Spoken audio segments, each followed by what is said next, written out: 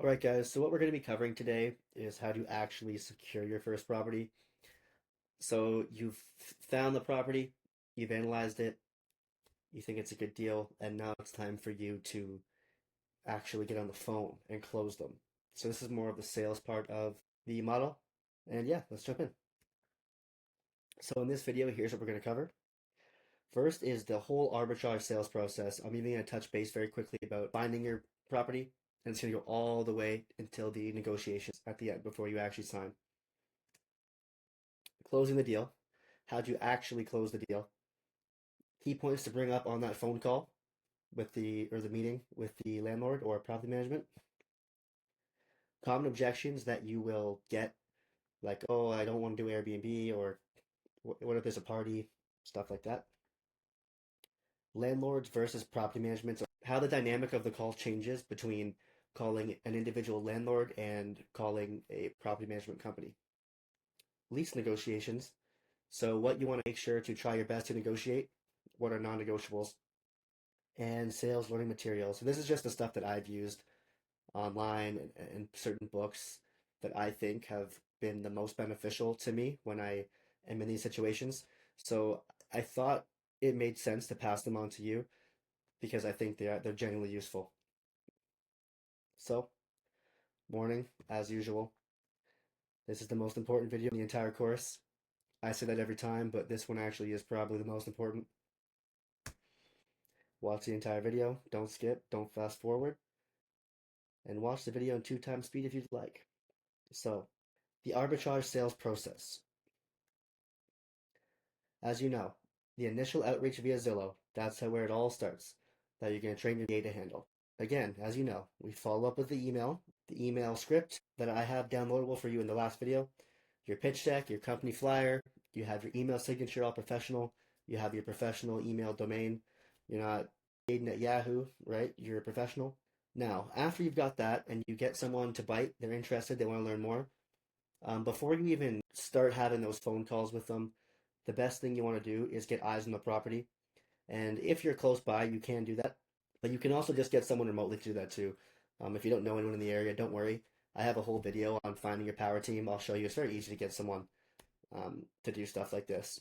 After that, if everything passes the test, matches your criteria, there's no smells, the HVAC looks good, nothing to be concerned about, you get the go ahead.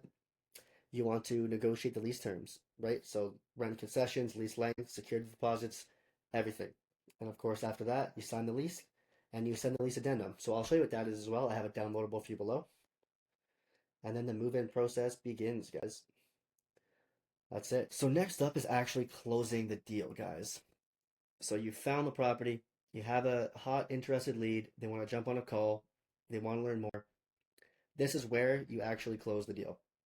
Now, there's a million frameworks that you can use. You can jump on YouTube, Google. There's a bunch of sales frameworks, right? Now, the one that I've chosen to show you here, I just think it's easy to digest. You'll be able to get it down pat, is the closer framework. So what the closer framework is clarify, label, overview, sell, explain away objections or explain, and reassure. Clarify. Ask open-ended questions to understand the prospect's goals and challenges. So you want to find out what their actual challenges are so that you can label them and you can position yourself as the solution. So for example, what brings you on this call today? Or why would you be interested in this? They're like, oh, like, I'm just sick of being so involved in this property and I'm sick of the turnovers with the tenants, whatever their specific situation is. After you get that clarification, you want to label. You're like, okay, so what I'm hearing is you're just looking for passive investment, passive income, whatever, right? You're the whole point. I can't say right now because I'm not on the phone with them, right? You want to label exactly what they've clarified. Now, after you label them as that and they say, yes, that's correct, you want to overview and present yourself as the solution to these pain points. Now, you want to bounce around in this overview, clarify, label, overview part of the sale for a bit until they're interested in what you have to offer. Once you get to that point, you want to hit them with the sell and show how your solution actually solves their problem better than anything else. So why you versus a regular tenant? Why not just do a regular tenant? You want to walk through that clarify, label, overview process until you think they're interested, and then hit it with the sell. Now, once you do try and sell them, they are going to naturally have some objections. Now, the trick here is you want to explain them away. You should have the answers to most objections you're going to face before you even get on the call, because they're repeating, right? It's the same thing. Parties, how do I know they're not smoking? What about insurance? All the objections you're already going to know after the first few calls. And you have to be able to answer them very confident. So that if they say, well, Airbnb, if someone's just going to throw a party, you're like, yeah, I understand why you think that, but we actually have cameras in the front door. We have background checks where they have to be verified. We have a noise monitor. We have a smoke monitor. Parties are not a concern for our company because we have our ducks in a row. Once you get through that objection part, and you answer them confidently, they're pretty much on board. You just close the deal by reassuring the prospect of their decision to work with you. That's it, guys. Now, I actually have a sales call script using the closer framework that I have downloadable for you. So I'm just going to show you where that is, and I'll go through it with you. In the classroom, in the securing your first property, at the bottom here, I actually just have the closing call sales script. Now, if you look, it's the exact same thing I just spoke about, and it's completely yours to download. You can just make a copy there and tweak it however you'd like it, right? Make some adjustments, or don't. It's up to you. So the opening, right? Hi, name. It's name. Thanks again for taking the time to jump on the call today. I've had a chance to check out your property. I have to say, it's a great looking home. Just making organic conversation. I just want to learn a bit more about it. Are you currently renting it out? Is it something you've kept as an investment property? I want to know, is it like, can this guy not get it rented? Is he like, where does he stand, right? Organic conversation. Ah, makes sense. So a little about us.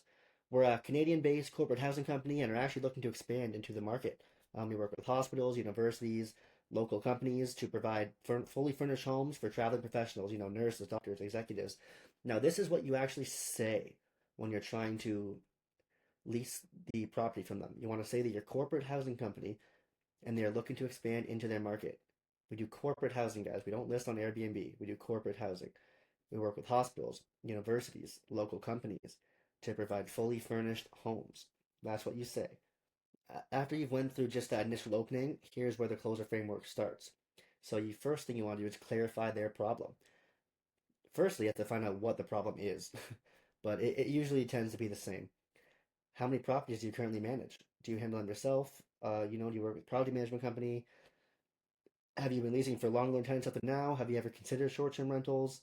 Have you experienced any tenant-related issues like late payments, damage, vacancies? You want to find out the issues and the pain points that they've actually already had. Now, guys, this script does work, but I want you to understand that at the highest level, sales is dynamic, meaning that each landlord will have a slightly different problem, right, in that clarification part. So the better you can label this clarification is the higher percentage of chance you'll close the sale. So right here, label the problem. So it sounds like your main goal is to have a reliable tenant who takes great care of the property while making a completely hands-off process for you. Would you say that's accurate? So if this guy said he had an unreliable tenant, that he trashed his house, I'm just looking for a passive investment, and now I'm stuck working on this house. This would be a perfect example, right? Would you say that's accurate? He's gonna say, yeah, that is accurate. As I just said, right? Have you dealt with any frustrations like tenants missing payments, damaging the property, leaving you with vacancy issues? How long did that situation last? Was it just a one-time thing or something you've experienced before? So you're really going through that clarify, label, overview process. Clarify, label, overview. And then right when you think you have them, that sounds like a headache. Honestly, though, those issues are pretty common. It's hard to avoid it entirely. Like, no matter how good or no matter how thorough you are, it's not your fault kind of thing, right? But based on what you've shared, I think partnering with us could help you avoid these kind of problems. Want to hear how it works? Or would you like to hear more about it? Or would you like to hear about our model? Whatever. Now, like I said, don't get to this sell point until you're fairly convinced that this guy's interested. So, sell. Here's what we do. We take over everything. Finding reliable tenants, handling all communication, furnishing the home, managing day-to-day upkeep.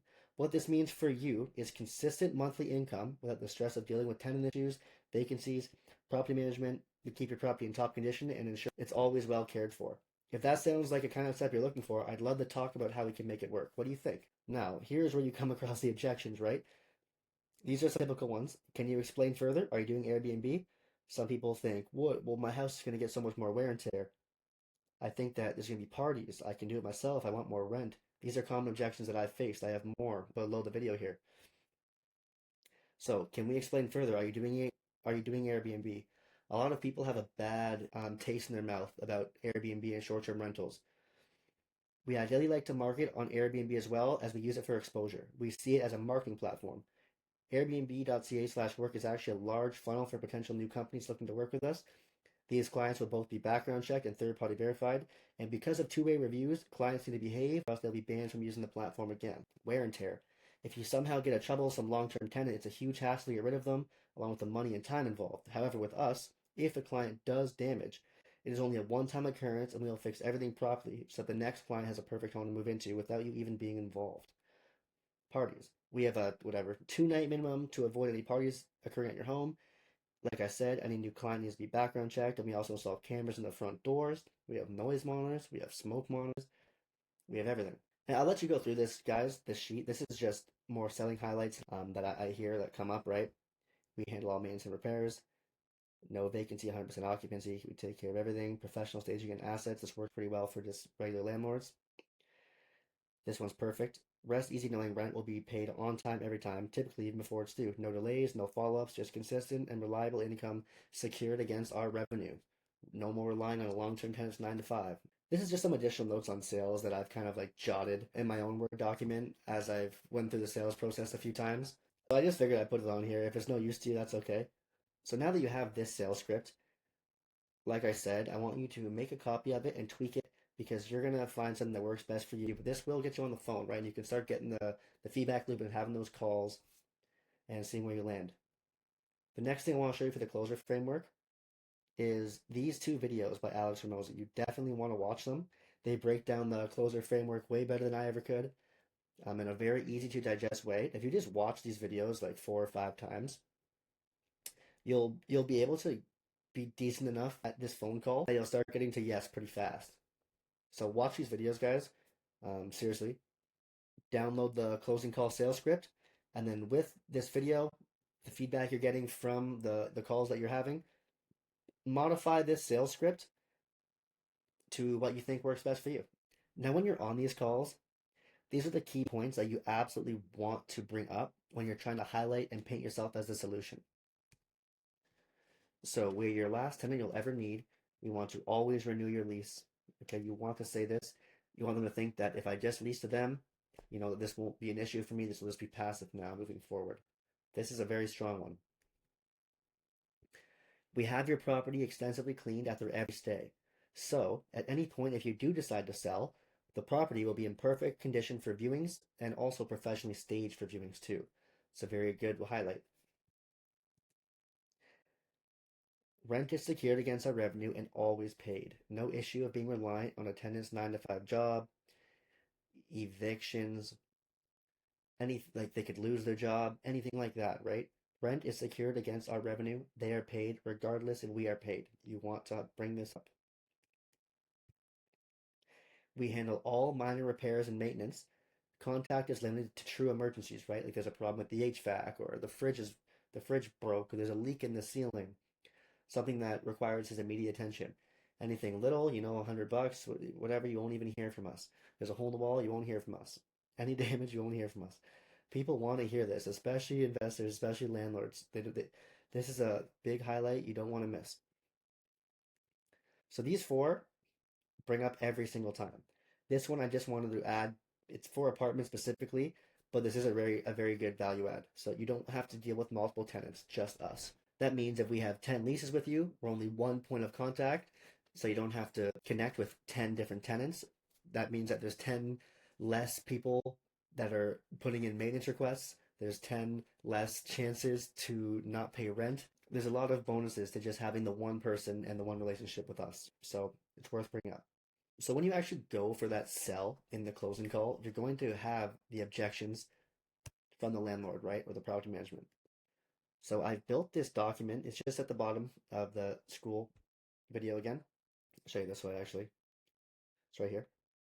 And these are some very common objections that I have had. So I've built this sheet for you because I want you to learn these inside out before you even get on the call. When they bring them up, which they naturally will, right, because they're common reoccurring objections, you want to have a bulletproof, confident reply. For example, I'm concerned about property damage and parties. Rebuttal. We handle all minor repairs. Host insurance covers any major damage. Guests are screened with background checks. We use noise monitors, smoke detectors, front door cameras to prevent issues. If rules are broken, We can terminate their stay immediately. We confidently say this is a non-issue because it is. Liability and legal issues. We have full liability coverage through Airbnb, up to $2 million. Our business insurance to protect both parties. We comply with all local laws, HOA rules, and rental agreements. Before moving forward, we ensure all regulations are met to give you complete peace of mind. And we do. Right? You should be able to say this immediately. If you start going, well, and you don't sound confident, then it's not looking good for you, right? Maybe I just would prefer a long-term tenant. I'm not sure. Well, our model offers all the benefits of a long-term tenant with none of the hassle. We commit to multi-year agreements with guaranteed monthly payments. Unlike traditional tenants, we professionally clean, repair, and maintain the property, ensuring it stays in excellent condition. Our goals are aligned with yours. When's the last time a long-term tenant has said this to you? Uncertainty about consistent rent payments. We guarantee rent payments on time every month, regardless of guest occupancy. With us, you're not dependent on one tenant's 9 to 5.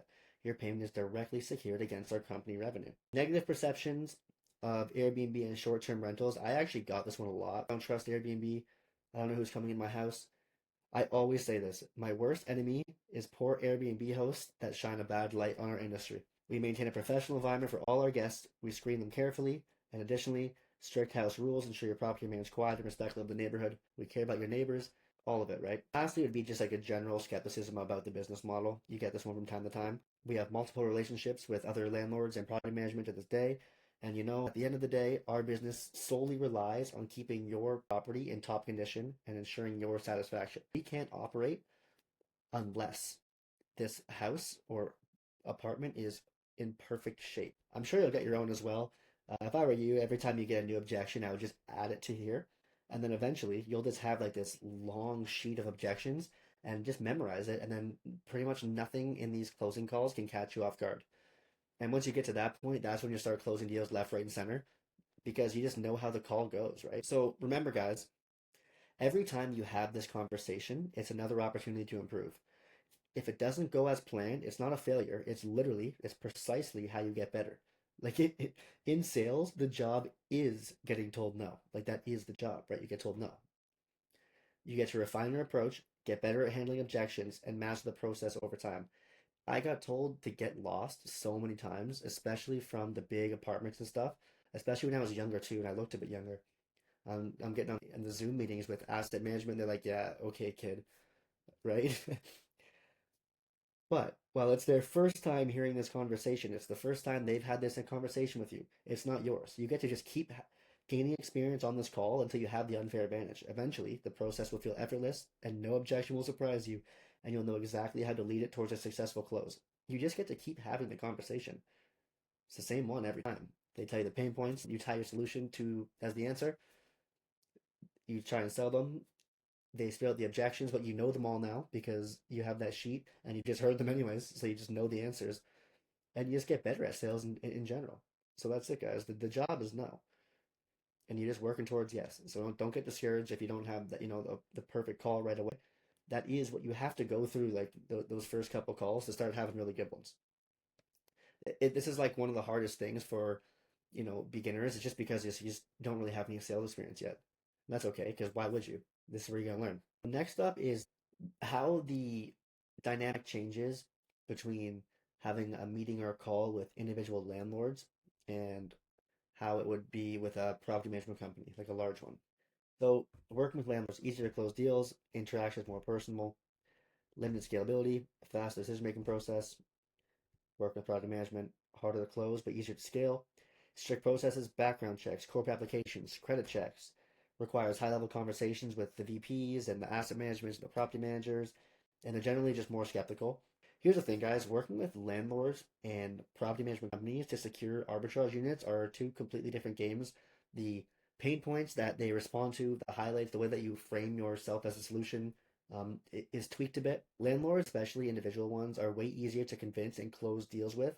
The majority of houses are owned by just like regular, mom and pop investors, maybe someone with a single property or a small handful of them. In these cases, the interaction is all about just selling yourself for the most part, right? If they trust you and they believe you'll take care of the property, they're more likely to say yes. That is why I always suggest for a beginner to start with a house, just because the sales process is much friendlier. Caveat, but scaling quickly with landlords is tough since there's only so much inventory available in that space. Even think about, just like traditional real estate investing.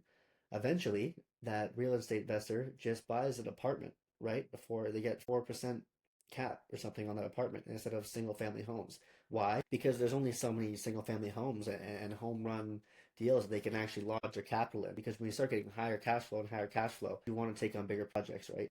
There are only so many home run houses you can take, and if your goal is to scale big, this may be slower than you want. Now, if you do get a deal with property management, you can scale very fast because you can take on a large number of units all at once, right? So much harder to close, but when you do get that close and you build that relationship with that one property management company, you can scale very easy in that building, and then maybe they acquire a new building, you do a good job, and they say, hey, do you want to take units here as well? Right? So there is a big bonuses for dealing with property management. But like I said, strict processes, background checks, corporate applications, credit checks. There's a lot to actually go through. It's just an overall higher level process, for lack of a better word. You're going to have multiple Zoom calls, lease negotiations sent back and forth in the emails. So you find something you agree on. And in my opinion is, unless you're very good at sales, I think they'll sniff you out as a beginner because some of the questions that they ask are just higher level in nature. So you just won't have the answer to. When I mean the conversation is different, for example, like saying that if you ever want to sell your property, we're going to always have this professionally staged for you. That's probably not a very good selling point for a property management company. They don't care. But if you say, we're going to take 10 of your units, I know you're hurting for vacancy right now, we'll fill them all up. You only have to deal with me, security against our revenue, stuff like that. That's music to their ears. Next is lease negotiation, guys. So remember, lease negotiations only begin after you convince the landlord to allow you to Airbnb and after you've ran your analysis and determined the unit will be profitable and you actually are ready to take it on. Lease negotiations can make or break a deal and turn a great deal bad or a bad deal good potentially. The most important things to negotiate are lease length, rent concessions, security deposits, renewal rates. There's a couple more, but I'm going to touch base on those in future modules. It's not really necessary just for the first property. So the first thing I'm going to show you is the lease addendum. So the lease addendum is just the binding contract that is essentially saying that the landlord is aware and is allowing you to sublease his property on Airbnb, Vrbo, so on and so forth. Now you want to make sure that they send the signed lease agreement and the signed lease addendum before you sign the lease agreement, okay? So I actually have this available for you in the school platform. It's just below the video you're watching right now at the very bottom. Lease addendum agreement. As usual, you just make a copy, make it your own, and then you just fill it in. Now there's only one amendment here, and this is it. And this is the most important part, right? The lease is amended as follows. Landlord permits your company to host tenants or guests, Furnish Finder, Expedia, Zillow, Airbnb, and other similar companies during the full term of the lease. So this just means that you're protected and they can't use, anything as an exit to get out. And I'm not saying they will, but, you're a business, so you want to make sure you have all your bases covered. After that, you just sign off, landlord, tenant, and you're good to go. So you can just use mine. When they send that lease, just make sure you get this signed, guys. I figured I'd save you some money on getting this drafted, so use mine. Next up, what I want to talk about is rent concessions. So this is arguably the most important part of the negotiation. Your ability to get rent concessions is going to determine how fast your cash comes back to you. So this is actually a real listing of mine. It's in retrospect, right? So the numbers are there. I think the revenue is a little bit artificially lower. But anyways, also consider this is a house. So the initial return is actually slower anyways than an apartment. But I just want to show you the difference between getting 2 months free, how fast your cash comes back, the initial investment compared to without. So at the top there, it took me $15,000 to set up all in. That includes, furniture setup, everything. The revenue is $6,700. Rent is $3,400. Utilities roughly $250, a bit lower, a bit higher. Average profit is about $3,000. Now, if you look on the right side, you can see the monthly ROI based on that setup cost. So without any rent concessions, the monthly ROI, it takes 5 months before you get that money back. And I'm not saying this is a bad investment. This is actually a good investment.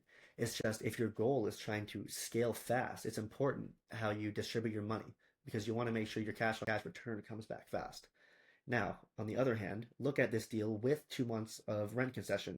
In under 3 months, so 2.5 months, you're already in the profit zone. You've already made that $15,000 back. So think about how powerful that is if your plan is to scale. You get your 0% APR credit card or whatever credit card you have. You can put all the furniture expenses on the credit card, like I was showing you in the other video. In 2.5 months, you can give all the money back to that credit card, earn the points on that credit card from the furniture. Your credit card's at zero.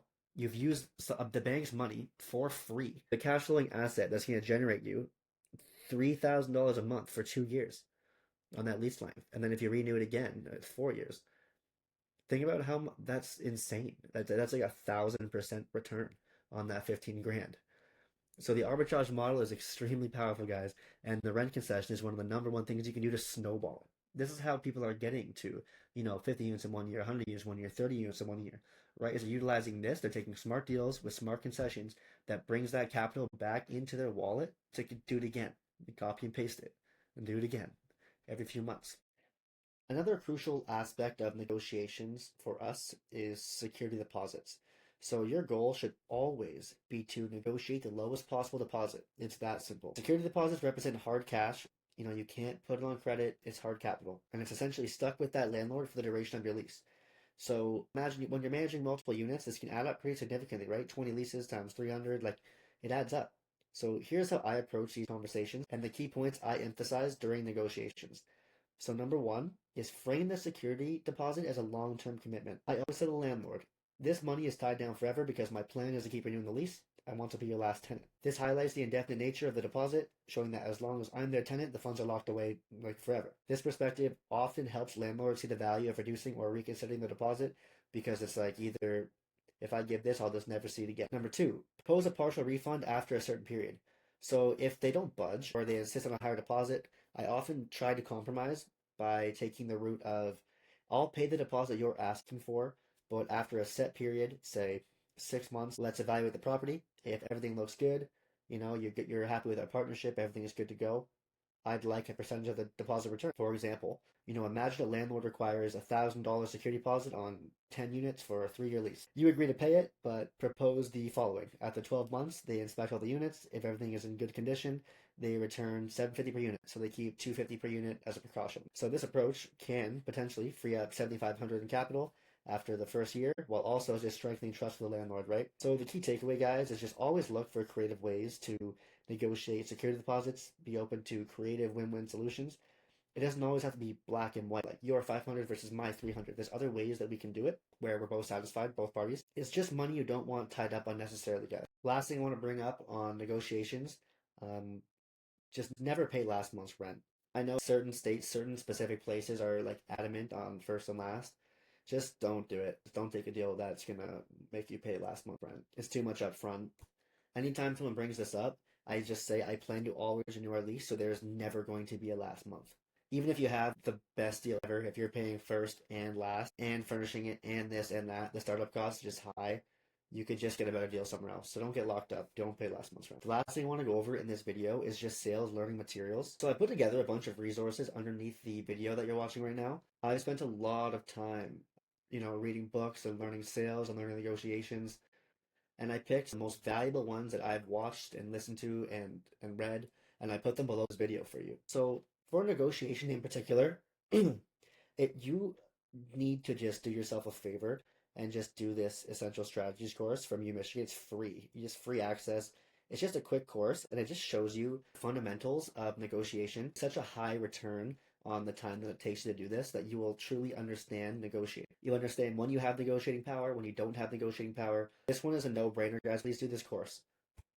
If you do want to read a book on it, I have a book right here. Influence. Okay, you have to read this book. This is one of the books that I actually brought into my old job. It's so creased because I would just fold it up in my pocket, kind of sneak it in. You'll understand when you're in a position of power, when you're in a position of influence. Just read it, guys. Next, for sales, these Alex Hormozi YouTube videos are must-watches. If you watch these videos a few times, you're going to understand the framework that I'm showing you here and how to apply it. And it just shows you the flow of how a natural sales call should go. I've watched a lot of sales videos. I've paid for sales training. I've done it all. And free resource right online, right here for you, easy to digest. Like, watch it.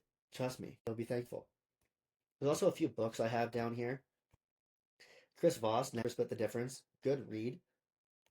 It's more of emotional negotiating, but it works very, very well when you're speaking with, not even on these closing calls, just like with contractors and getting furniture set up and negotiating with them with pricing. And then How to Win Friends and Influence People.